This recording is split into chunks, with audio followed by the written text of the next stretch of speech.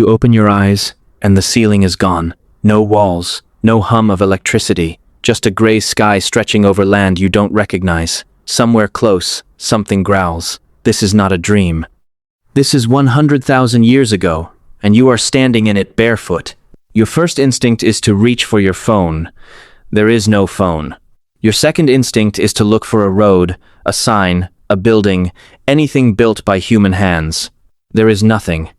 Just grass, rock, distant trees, and a silence so total it feels like pressure on your ears. You are completely, utterly alone. Could you survive? Most people assume yes. You're smart. You know things. You've seen documentaries. You could probably start a fire, right? Build a shelter? Find food? The truth is far harsher than that, and it starts within the first hour. The first problem is not danger, it's temperature. Your modern body has spent its entire life inside climate control. Heated rooms, air-conditioned cars, insulated clothes. Out here, the temperature swings from brutal daytime heat to a night cold enough to kill you in your sleep. You have no coat. You have no matches. You have no idea which plants around you are food, and which ones will shut down your organs within the hour. You start walking, because standing still feels like giving up. Every rustle in the grass makes your whole body freeze. Somewhere in the distance, a shape moves low and fast between the trees. You don't know if it's watching you. You don't know if it's already decided your dinner. 100,000 years ago, you are not at the top of the food chain. You are simply another animal, and a slow, weak, hairless one at that. By midday, thirst becomes the loudest thing in your body. You find a stream, kneel down, and stop. Is it safe? You don't know. There's no bottle, no filter, no label telling you it's clean. Every choice you make now carries a weight it never carried before, because there is no ambulance, no hospital, no one coming to save you if you get it wrong. Hunger arrives next, and it is patient and cruel. You see berries on a bush, dark and glossy. Are they food or poison? You have no idea. You see a small animal dart past your feet. Could you catch it? Could you even kill it with your bare hands if you did? Every single meal, today's world, hands you without a second thought. You now have to earn from nothing, with tools you don't have, and skills you were never taught. As the sun drops, panic starts creeping in. Darkness here isn't the soft orange glow of a city night. It's total. No streetlights. No stars dimmed by pollution. Just an overwhelming blanket of them, beautiful and terrifying in equal measure. Because darkness means the things that hunt at night are waking up, and you have no fire, no weapon, no walls between you and them. You try to remember everything you've ever read about survival. Rub 2 sticks together for fire. It sounds simple until your hands are shaking, the wood won't catch, and the temperature is already dropping around you. Build a shelter from branches, you don't know how to lash them together. You don't even know which trees have wood strong enough to hold weight. This is the moment the fantasy collapses. You realize the version of you that watches survival shows on a couch is nothing like the version of you standing here with the sun going down. Knowledge without practice is almost useless. You know facts. You don't know skills, and out here, skills are the only currency that matters. You curl up in the hollow of a rock, pulling your knees to your chest, trying to keep warm with nothing but your own body heat. Every sound outside makes your heart pound, a snap of a branch, a distant howl. The wind moving through grass that could just as easily be something moving toward you.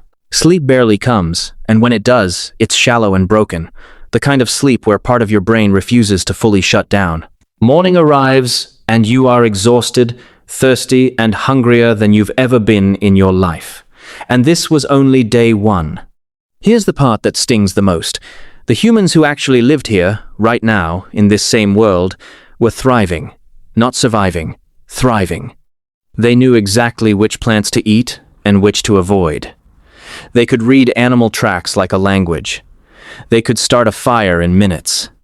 They worked together in tight groups where everyone had a role, and that cooperation is what kept them alive far more than any individual strength ever could. You, alone, with none of that knowledge and none of that community, are at an almost impossible disadvantage. Not because you're less intelligent, because intelligence without inherited knowledge is just potential, and potential doesn't keep you warm at night. Think about everything you rely on without noticing it. The knowledge of which water is safe was passed down for generations before it reached you as a simple label on a bottle. The skill of making fire was refined and taught for thousands of years before it became a lighter in your pocket. Every convenience in modern life is compressed ancestral knowledge, invisible until it's gone. By the third day here, dehydration and hunger would be doing real damage to your body. Your thinking would slow. Your hands would shake. Small decisions would become harder to make correctly. This is the point where most people, dropped into this exact scenario, would not die from a predator or a dramatic disaster. They would die slowly, from a series of small, ordinary failures. The wrong plant, the wrong water, a night too cold, with no fire to stop it. And yet, somehow, this exact world produced every single ancestor you have. Every one of them faced this same land, this same darkness, this same hunger, and figured out how to live long enough to have children who lived long enough to have children in an unbroken chain that eventually became you. That should change how you see your own existence. You are not just descended from strong people, you are descended from people who knew things. People who watched, learned, adapted, and taught the next generation before they died. That knowledge is the actual inheritance you carry, more than any gene for strength or speed ever could be. So, if you woke up right now in that same land, 100,000 years ago, the honest answer is this. Alone, with nothing but modern instincts and no ancestral skill, you would struggle to make it through the first week.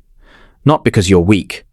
Because you were built for a different world, one where the hardest survival problems were already solved for you generations ago, so quietly you never even noticed the solving happening. And maybe that's the real twist. You spend your life thinking you could handle anything nature throws at you, when in reality, you've never once had to.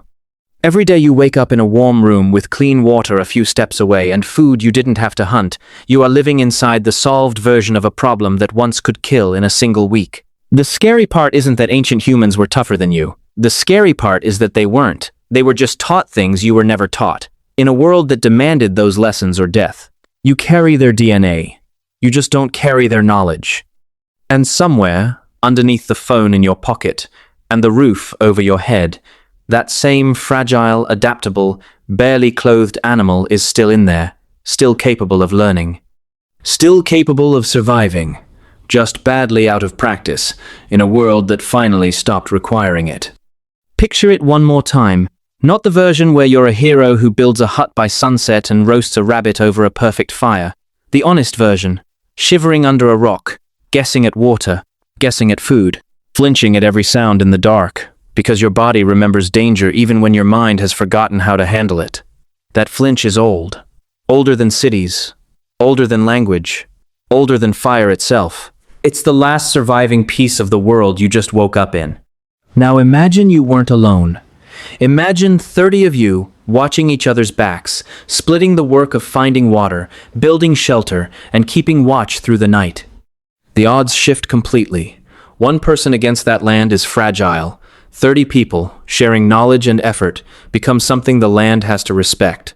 That difference, alone versus together, is why your ancestors made it, and why a single dropped-in modern human almost never would. So the next time a locked door, a working stove, or a glass of tap water feels unremarkable, remember what those things replaced. They replaced a world where every day carried the quiet possibility of not seeing the next one. You didn't escape that world by being stronger than it. You escaped it because generations before you refused to stop learning, refused to stop teaching, and slowly built the walls you now barely notice are there.